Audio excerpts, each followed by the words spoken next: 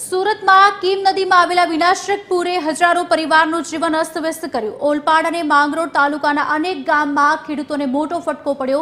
ખેતરોમાં ઉભેલો પાક, શાકભાજીના મંડપો અને ખેતી માટેની જમીન પૂરના પાણીમાં બરબાદ થઈ ગઈ। ખેડૂતોની આ દયનીય સ્થિતિ અંગે જોઈએ એક રિપોર્ટ। દેશોમાં પાણી ભરાયા, અમુક ઘરોમાં તો એવા છે હાલ નુકસાન 100% પાક નિષ્ફળ ગયો છે, જમીન પણ ધોવાઈ ગઈ છે।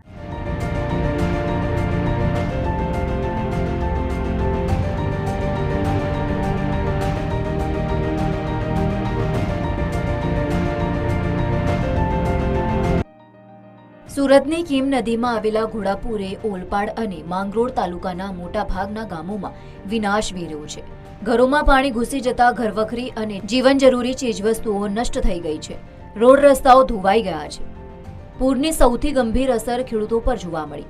માંગરોળ તાલુકાના રણકપુર ગામમાં ખેતરમાં ઉભેલો શાકભાજી અને શેરડીનો પાક સંપૂર્ણપણે બરબાદ થઈ ગયો। મહિનાઓની મહેનત અને લાખો રૂપિયાનો ખર્ચ પળવારમાં પાણીમાં વહી ગયો। ઘરમાં ક્યારસમાં છાતીસમાં પાણી ભરાયા, અમુક ઘરોમાં તો એવા છે હાલ કે રહેવાની કોઈ સ્થિતિ નથી। સામે ખેડૂતો માનો કે ખેતીમાં શાકભાજી છે, શેરડી છે, મુખ્યત્વે પાકમાં હાવ નિષ્ફળ ગઈ છે। કારણ કે શેરડી મૂળ સાથે ઉખાડીને નાખી દીધી છે, ખેતરો હાવ સાફ કરી નાખ્યા, શાકભાજી હાવ નિષ્ફળ થયું। હાલ આમને ખાવા માટે પણ 2 ટંકનું મળવું મુશ્કેલ છે।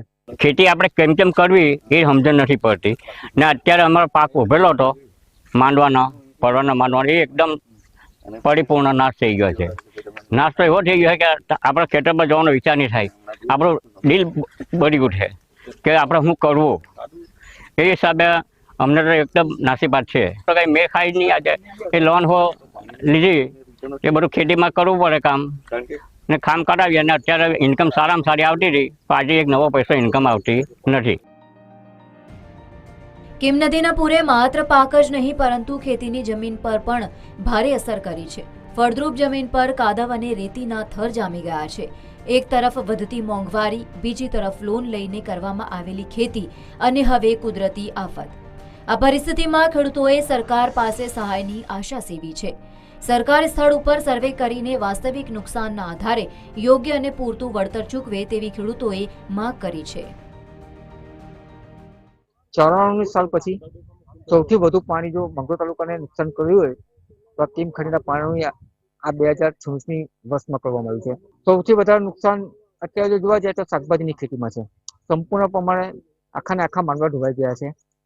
લાખો રૂપિયાના ખર્ચે જ્યારે ખેડૂત માંડવા બનાવે છે અને તેની પર પાક રોપે છે, એ તૈયાર પાક માંડવા સહિત ઘસરાઈ ગયો છે। જે ખેડૂતો નુકસાન પામેલ હોય એમને મેક્સિમમ જમીન લેવલે નિરીક્ષણ કરીને વળતર ચૂકવવામાં આવે કે જેથી કરીને ખેડૂત ફરીથી ઉભો થઈ શકે, એ જ અપેક્ષા છે।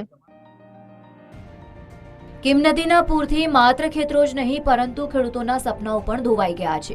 કુદરતી આફત સામે લાચાર બનેલા ખેડૂતોને હવે સરકારની મદદની આશા છે। વળતર અને પુનર્વસનના પગલાં લેવા સરકારના પ્રયાસો પર ખેડૂતોની નજર મંડરાયેલી છે। ટીવી 13 ગુજરાતી માટે સુરતથી મુકેશ રાજપૂતનો રિપોર્ટ।